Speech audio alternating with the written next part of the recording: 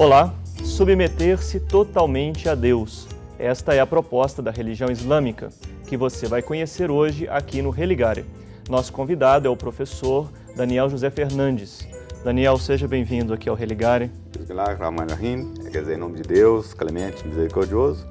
Agradeço o convite, com muito prazer de estar aqui com você, com seus telespectadores, e fico muito contente. É o momento, inclusive, da gente falar um pouco sobre o islamismo, a religião ainda um pouco desconhecida, no Brasil, não é ainda muito conhecida. Esse é um programa que pode permitir que mais pessoas conheçam um pouco do Islã, Eu agradeço o convite, Muito obrigado. Que ótimo, Daniel. Bem, e você sabe que pode participar do Religare enviando uma mensagem para o nosso e-mail, religare@tvhorizonte.com.br. Professor Daniel, o que vem a ser o Islã? O Islã, você acabou de definir, professor, na sua própria introdução. Islã é a devoção total a Deus. Em última instância, seria a submissão de tudo e de todas as coisas criadas a Deus. Quer dizer, é a submissão voluntária a Deus. Isso seria uma definição mais, bem objetiva. A submissão voluntária aos mandamentos de Deus. Isso é o Islã. Islã vem de uma palavra árabe, salam, que quer dizer paz. Então, Islã seria a religião da paz, utilizando a raiz salam. Então, definindo o Islã, é a religião da submissão voluntária à palavra de Deus. Sim, o Islã é uma das 3 religiões monoteístas. Correto. Sim. Correto. E ela se deu através da revelação do profeta Muhammad, que nós conhecemos em português como Maomé. Isso. Quem foi o profeta? O profeta Muhammad, ele nasceu na cidade de Meca, hoje na Arábia Saudita, no ano 570, depois da passagem de Jesus, e faleceu no ano 633, na cidade de Madina, E durante 23 anos, ele recebeu as revelações proféticas vindo de Deus, e essas revelações, elas foram as últimas revelações que Deus enviou à humanidade através do profeta Muhammad. Quer dizer, na realidade, ele fecha o ciclo da profecia, que começa com Adão e termina com Muhammad. Passando pelos Por profetas. todos os outros profetas. Deus enviou a cada povo, durante toda a existência da humanidade, um profeta, para que orientasse aquele povo no caminho certo, no caminho reto. E foram mais de 144 mil profetas dentro da tradição muçulmana. E essa corrente profética, ela começa então com Adão, que foi o primeiro homem, o primeiro profeta, e termina com Muhammad, a paz de Deus esteja com ele, que foi o último, ou o que a gente chama de o selo da profecia, o selo profético. Quer dizer, com ele termina as revelações de Deus para a humanidade. Com ele, Deus completa o seu ciclo de mensagens. E esse ciclo de mensagens está contido no Alcorão. Sim. Nós vamos conversar depois também sobre o Alcorão, mas como é que se deu, então, o surgimento do Islã com o profeta Muhammad? Na realidade, você tem a cidade de Meca, e já existia há algumas centenas de anos, era um lugar de peregrinação. A cidade de Meca, onde hoje existe a Kaaba, onde vimos recentemente a peregrinação, que é uma das festas que a gente vai falar depois, um dos Eids, dos muçulmanos. E ela foi construída por Abraão, essa Kaaba, por Abraão e por seu filho Ismael. Então ela remonta, a tradição religiosa da Meca, ela remonta à época de Abraão. Então quando a descendência de Ismael se estabelece na região de Meca, ali se torna também um centro de peregrinação, porque essa peregrinação ela não foi ordenada por Muhammad, ela foi ordenada por Abraão. Abraão falava, foi o primeiro templo para que Deus fosse adorado e devocionado. Então, Abraão, na época, já falava: visitem e façam a peregrinação à casa de Deus. E como surgiu Muhammad? Muhammad veio de uma família Quraish, de um ramo pobre da tribo, do clã Quraish, né, da família Hashim. Ele era um pastor de ovelhas, ele era analfabeto no sentido clássico, literal. Não sabia ler, não sabia escrever, mas um sujeito extremamente honesto, virtuoso, né? É de onde vem a palavra dele, Muhammad, o louvado. Ele era a pessoa mais querida dentro da cidade de Meca. As pessoas que viajavam deixavam as coisas ao seu cuidado, ao cuidado de Muhammad, por conhecer a sua honestidade, porque deixava com ele, ele devolvia as coisas. E ele, na sua idade de 25 anos, ele se casa com uma comerciante na Meca, que chamava Khadija, e ele passa a administrar também os negócios de Khadija, né? E quando, no ano 610, ele com 40 anos de idade, numa montanha chamada Hira, perto da cidade de Meca, ele, já num estado de meditação, já predestinado a ser um profeta, porque um monge cristão, quando ele tinha 4 anos, detectou um sinal nele e disse: este vai ser o próximo profeta de Deus. Então, ele já tinha uma predestinação de ser o profeta. Então, no ano 610, ele começa a receber as primeiras mensagens de Deus, através do anjo Gabriel, nessa caverna na montanha de Hira, que fica perto, ao lado, nos arredores da cidade de Meca. E esse ciclo de revelações, ele dura de 610 até praticamente a morte do profeta, que é em 633, durante um período, então, de 23 anos de vida profética. Então, o profeta morre com 63 anos e os seus últimos 23 anos foi de vida profética, foi recebendo as revelações de Deus, né, que ele passava para os seus companheiros através da voz. Por isso que ao Corão, ele não é um livro, na realidade, Quran quer dizer recitação. Porque como ele não sabia escrever, o anjo recitava para ele e ele memorizava e passava as revelações para os seus companheiros que eram letrados, já escreviam, ou aqueles que não eram letrados e guardavam de memória, os hafiz, né, os hafizuns, né, que eram os memorizadores do Corão. Sim. Então, nesse processo de 23 anos, ele recebe todas as mensagens de Deus, que Deus manda para ele através do anjo Gabriel, que é o anjo da revelação, né, o anjo mensageiro, né, e ele cria, nesses 23 anos, um grupo que a gente denomina de muslim, quer dizer, de muçulmano. Ou seja, muçulmano é aquela pessoa que se submete à religião do Islã. É onde você tem a palavra muçulmano, né, do árabe muslim. Então, ele já, com um grupo grande, já pode, então, começar a divulgar o Islã a partir do ano 613. E como é que o mundo recebeu a proposta do Islã? Com muita hostilidade, né? O mundo, eu digo com o mundo, eu te falo na época, principalmente a cidade de Meca, porque eles eram idólatras. Quando o Abraão faz a Kaaba, era limpa, não tinha nada, era um quadrado, né? Não sei se você já viu a Kaaba Pela TV, dentro da fotos, grande mesquita da Meca, né? É uma Kaaba, não tinha nada, era um templo simplesmente para adoração a Deus. Quando as pessoas vão saindo do caminho reto de Deus, elas vão fazendo? Elas vão inovando, elas vão criando coisas, elas vão deturpando a religião original de Abraão, né, que é um patriarca das 3 religiões. Abraão é muito querido dentro do Islã, porque ele é considerado o nosso grande patriarca também. O seu monoteísmo, né? O monoteísmo, por isso que a gente fala, na reza a gente fala o monoteísmo de Abraão. Que Deus proteja Muhammad e que Deus proteja Abraão. Ele é o símbolo do monoteísmo, Abraão. Então, a primeira grande hostilidade foi na própria sua cidade natal. Por quê? Porque a peregrinação, naquela época, quando ele começa a receber as revelações, a peregrinação visava simplesmente o aspecto comercial. E dentro da Kaaba, tinha mais de 360 ídolos que representavam cada tribo árabe. E o que é que Muhammad recebe? recebe uma revelação para, primeiro, mostrar ao povo que só há um Deus. Só há um Deus a ser adorado.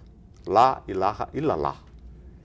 Então, durante 3 anos, de 610 até 613, ele vai preparando um grupo de 40, 50 companheiros, sem falar nada para ninguém, mas cimentando no coração dessas pessoas a ideia do monoteísmo puro de Abraão, ou seja, o que a gente chama em árabe de Tawhid. Daniel, nós vamos continuar a nossa conversa. Estamos conversando hoje sobre o Islã com o professor Daniel. Nós vamos fazer um breve intervalo e voltaremos em instantes.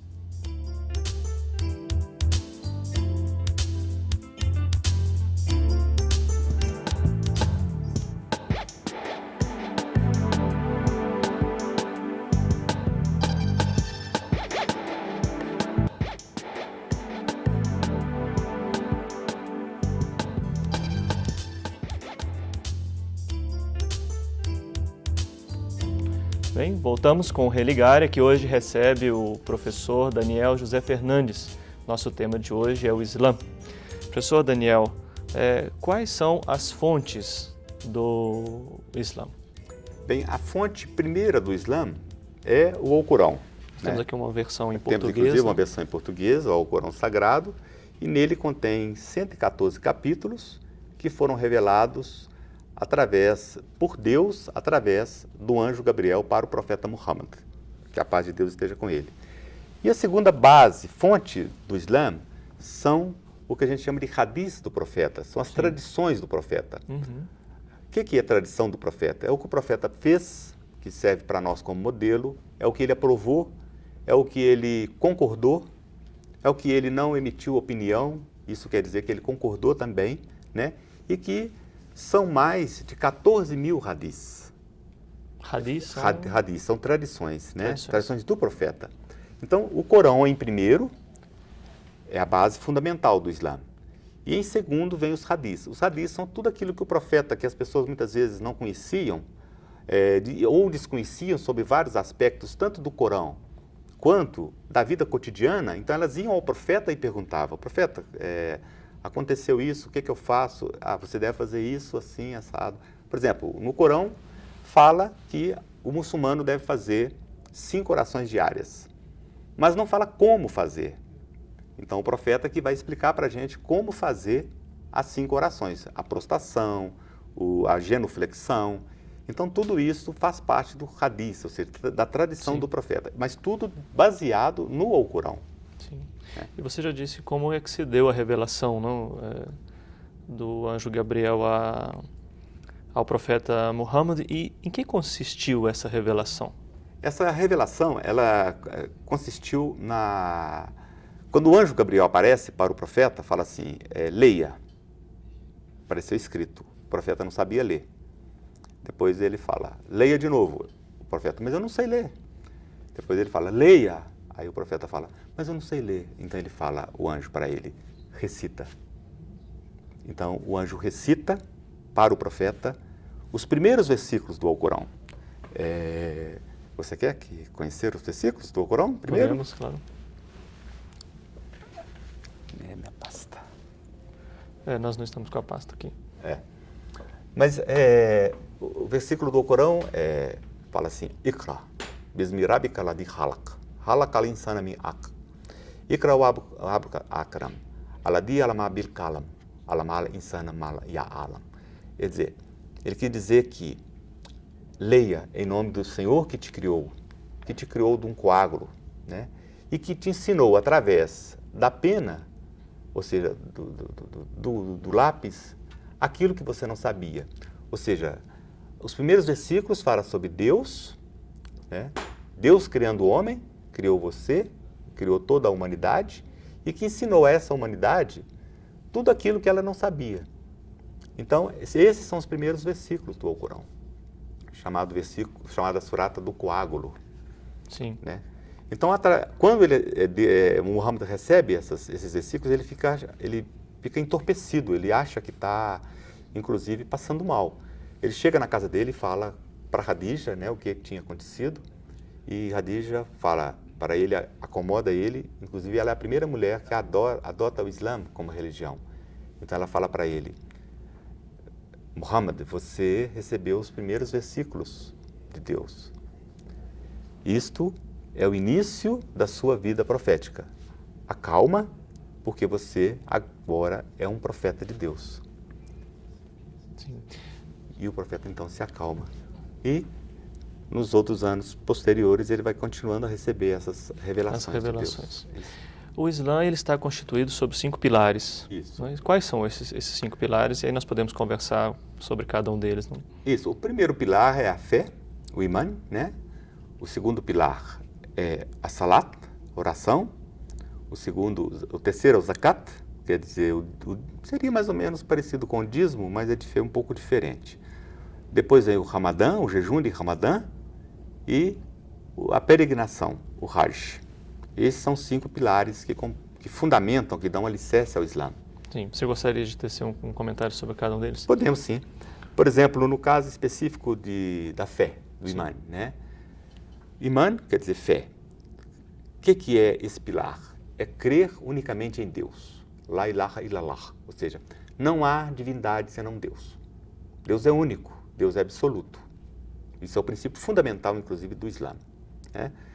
Segundo, crer nos anjos, crer nos profetas, crer nos livros que foram enviados, nas mensagens enviadas anteriormente a todos os profetas, porque todas as mensagens vieram de um único Deus. Crer em todos os profetas, né? Crer na ressurreição, crer no dia do juízo final e crer na predestinação. Ou seja, é você crer, essa é uma base teológica muito forte, onde você assimila essa essência mística de coração do Islã. Quer dizer, sem você ter uma assimilação do conceito de fé, é muito difícil você praticar o Islã. E o que vem a ser a salat? A salat é exatamente o complemento da fé. É você fazer as 5 orações diárias, nos horários pré-determinados, de manhã, à tarde, meio-dia, mais à tarde, 3h30, no crepúsculo e à noite. Por que você faz 5 nesses horários? É porque a pessoa podia até perguntar, por que não faz tudo de uma vez, né? Mas é para que esses horários sejam espaçados e que você relembre Deus durante todo o dia. Por isso que vem os horários espaçados uns dos outros, né? E dentro da oração você vai colocando cimento dentro da sua fé. Você vai alimentando a sua fé, quer dizer, a fé se alimenta da oração, assim como a oração se alimenta da fé. Sim. Né? O terceiro pilar, o zakat. O zakat está dentro do Corão também. Ele fala que você deve destinar 2,5% da sua renda líquida anual para pessoas pobres da comunidade. Você não vai pegar seu zakat, vamos imaginar que você tem R$100 na poupança, você pega R$ 2,50, esse é seu valor que você vai contribuir para aquela pessoa mais pobre. Isso é uma obrigação muçulmana, isso é obrigação. Existe a diferença entre a caridade cotidiana e a obrigação. Aí você pega R$ 2,50, é o valor do seu zakat. Você vai dar para uma pessoa, você não vai dar para nenhuma instituição. E você não vai falar para ninguém também. Uhum. É uma coisa sua e a pessoa que recebe. E a única testemunha é Deus. E isso não impede você fazer caridades, outras, né? Outras caridades, né?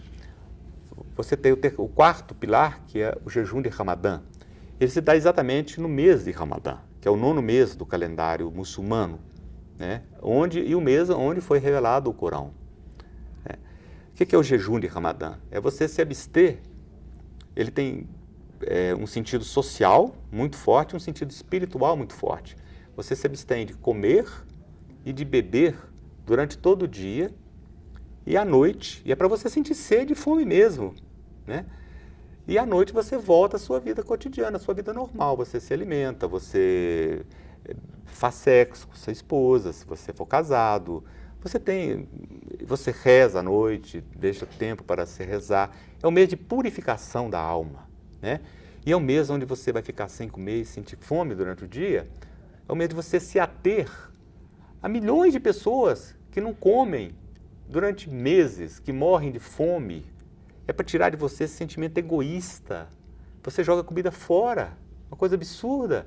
Então, o mês de Ramadã, do jejum, é para você perceber que existem milhões de pessoas passando fome, você muitas vezes jogando comida fora. E é um mês de reflexão também, é um mês de você voltar a Deus, porque durante o ano são tantos os afazeres que as pessoas têm nessa vida moderna e corrida, Sim. muitas vezes elas se afastam um pouco de Deus. Então é um mês de você voltar a Deus. Você lê o Alcorão. E ao mesmo tempo um mês de você refletir sobre as outras pessoas, sobre as suas relações pessoais, reatar laços que foram desatados, que foram rompidos. Sim. Né? Então esse é o princípio básico do Ramadã. E o quinto pilar é o Hajj. O Hajj nós tivemos agora, no 12º mês do calendário muçulmano, que é o mês de Dhul Hijjah, que você faz aquela peregrinação que Abraão já falava, né? E que foi purificada a Kaaba quando o profeta Muhammad, que a paz de Deus esteja com ele, ele entra e domina Meca no ano 628 depois de Jesus. Quando ele volta e entra Meca toda islamizada já, né? E ele retira todos aqueles ídolos que estavam dentro da Kaaba e restabelece a peregrinação original de Abraão. Então você tem essa peregrinação que é anual, que é obrigatória a todo muçulmano, salvo aquele que não puder ir. Porque você não pode fazer peregrinação com dinheiro emprestado, com dívidas, com coração pesado, com dinheiro vindo de meios ilícitos, por exemplo. Você tem de ir para Meca, inclusive no sentido de que você vai morrer na Meca.